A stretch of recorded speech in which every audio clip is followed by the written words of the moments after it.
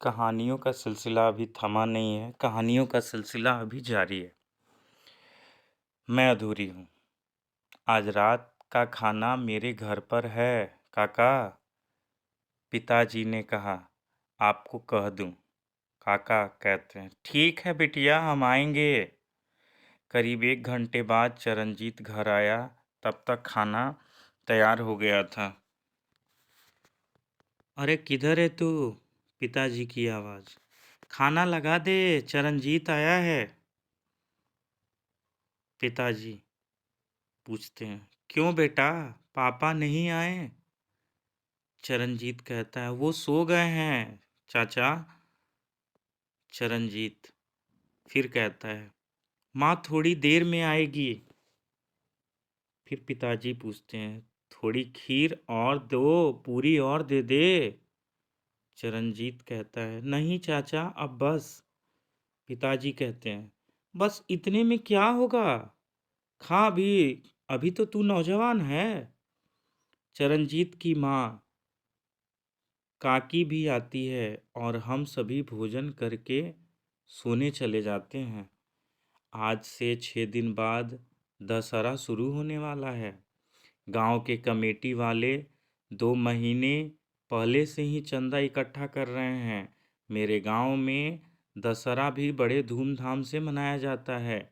राम अवतार मुखिया जी के जमीन पर मेला का आयोजन किया जाता है, जो लगभग 4 एकड़ में फैला है।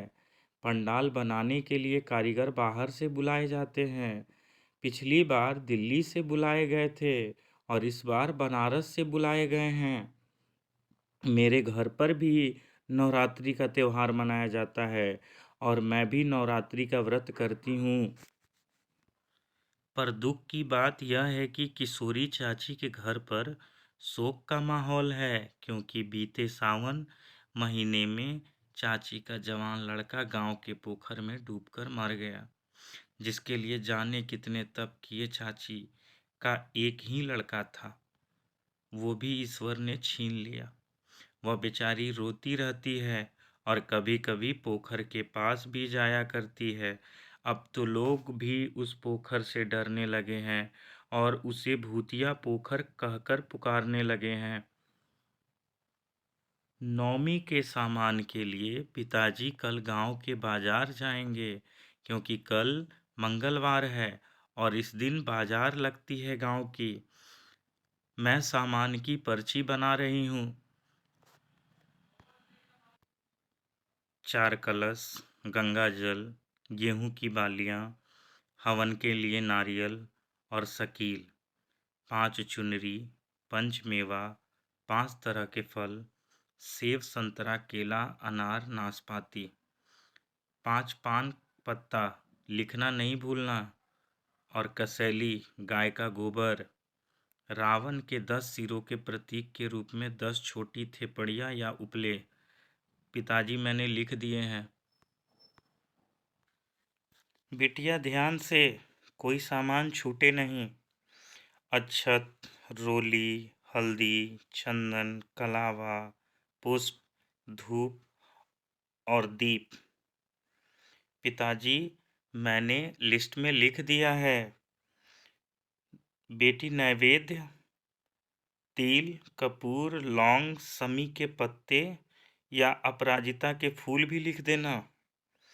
पिताजी आम की लकड़ियाँ, बेल, नीम, पलाश, देवदार, गुल्लर की छाल और पत्ती मैंने लिख दिया है। पापल की छाल और तना, चंदन की लकड़ी भी उसमें लिख दिया है। तिल, जौ, लोभान, इलायची, घी, शक्कर, अश्वगंधा की जड़, बहेड़ा का फल, हर्रे, बतासा, जलेबी, नई झाड़ू आदि का भी जिक्र मैंने लिस्ट में कर दिया है पिताजी। जय माँ दुर्गे। चरणजीत आया है और मुझे बुला रहा है और मैं, अरे आ रही हूँ, इतना क्यों चिल्ला? वह दरवाजे पर आया है। क्या है बोल? चरणजीत चरणजीत कहता है, ले ये जौ और गेहूं की बालियां माँ ने पूजा के लिए दिए हैं। और बाजार से घी मत लाना, माँ ने गाय का घी और उपले रखे हैं, आज शाम तक ले आऊँगा। अभी मैं चूड़ा कुटवाने बाजार जा रहा हूँ। मैं फिर उसे कहती हूँ, ठीक है जाओ। बस इतना ही कहती हूँ और वो चला जाता है। और फिर मैं भी अब लिखना छोड़कर कलम को डायरी में दबाए बैठकर सोच रही हूँ, आखिर कब तक ये सिलसिला चलेगा और मैं खामोश रहूँगी,